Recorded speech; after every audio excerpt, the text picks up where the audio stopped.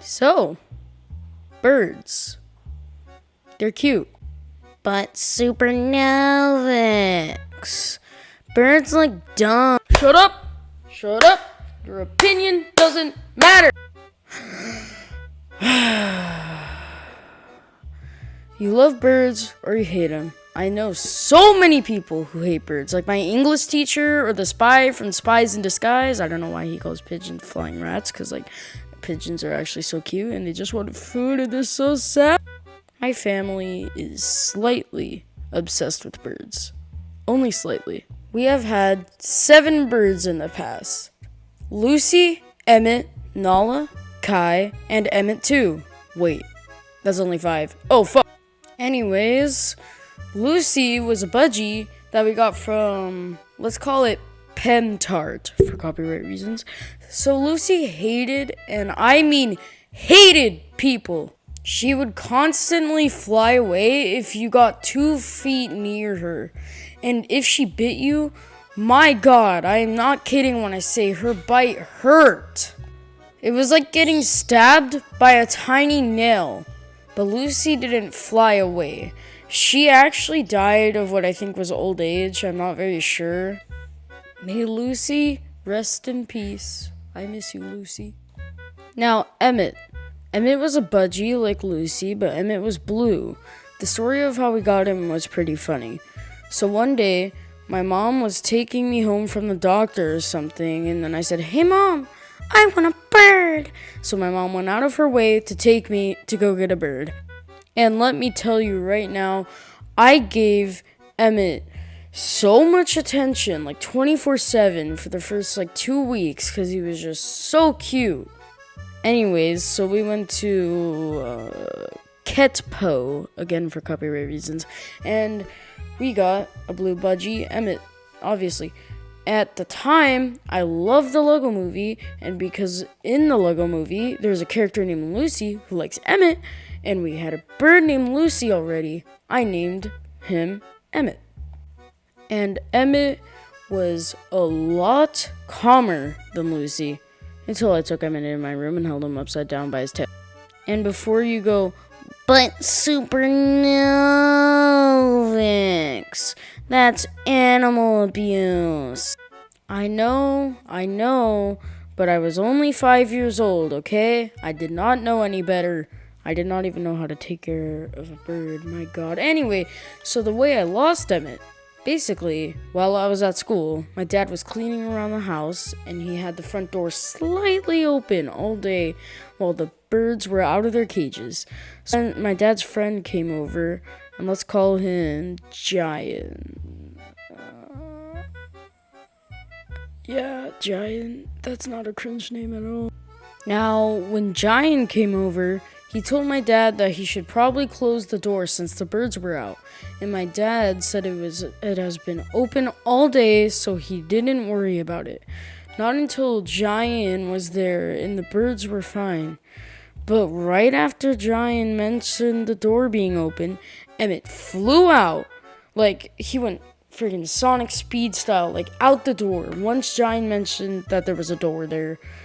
And then, so when I got home and asked my dad where Emmett was, because I hadn't found him, and my dad was at home all day cleaning, my dad had to give me the bad news. But a month or so later, I got a second Emmett, because Giant also bred the same type of bird that flew away. But after a few months, that Emmett also flew away. So we can't keep all the Emmets that we want. So at this point, the only birds we had were Kai and Nala. Kai was an eclectus parrot.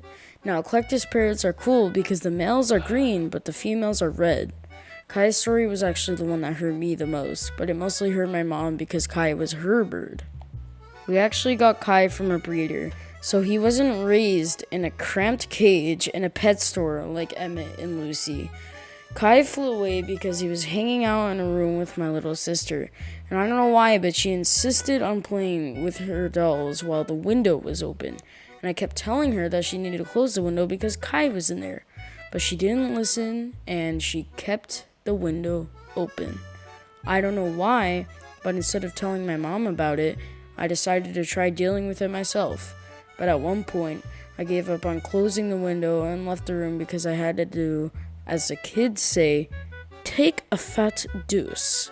So while I was on the toilet, I overheard my family asking, "Where's Kai? Where's Kai?" As it turns out, Kai flew out while I was on the toilet because my sister left the room with Kai in there and the window open, and it was just really sad. And with that, there was one bird left, Nala, and she's a Senegal parrot, which is just like gray head, green body, and depending on the gender, the chest color is the same as the eye color, so that's kind of cool. Anyways, so we also got her from a breeder like Kai, but the difference is she also flew away. There's not really a difference, except there is a difference. Ha, a double, triple, double, many time trick. Ew. Anyways, so she flew away 7 times. And fun fact, we still have Nala. We got her back every single time she flew away. Now, I'm not going to talk about all 7 times because they were not that interesting. They were all the same. So, but basically, what all of them were, was front door open equal fly out. That's all of them. But I'm only going to talk about the last one because that's the most interesting one. So, the 7th and final time was when I lived in my old apartments in 2019. My bird flew out like every other time, and I cried and spent hours trying to find her back like always, but this time I never found her that day. It was the middle of the winter, so my bird spent all night in the rain and in the cold with no food or fresh water. So I got really worried because she had never been gone overnight before. So before we went to bed, me and my big sister went to our apartment's computer room and printed out a bunch of lost bird posters and taped them all over our apartment complex. So the next day, it was a school day, and I got my clothes on and instantly went outside and started yelling for my bird, "Nala! Nala! Nala!" And I heard her screeching, and I found she was across a little stream of water that was like 4 feet deep, and it was going really fast. By that time, my big sister came out and somehow swam across the stream. 4th grade me asked if I could swim, and she told me it would be too dangerous.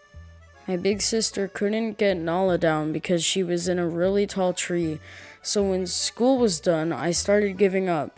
But then, as if the gods of hope and birds both answered my prayers, a woman that was walking her dog saw a missing bird sign and then saw Nala in a cherry tree, and the kind woman came to our apartment and told us she saw our bird, and we were so excited. We ended up getting Nala down with a stick, a slice of sweet potato, and ice cream. Those were my personal experience with birds. I hope you enjoyed my stories, and good story. Come on, cringe intro equals cringe video end. No, not outro, intro, outro. Goodbye. The truth.